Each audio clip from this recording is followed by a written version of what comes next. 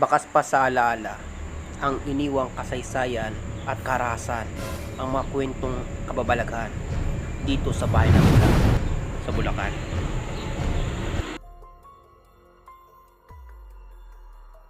Ang bahay na ito ay itinayo noong 1929 sa dating asyenda na pagmamayari ni Don Ramon Ilsorio, isang mayamang nagmamayari ng mga lupain.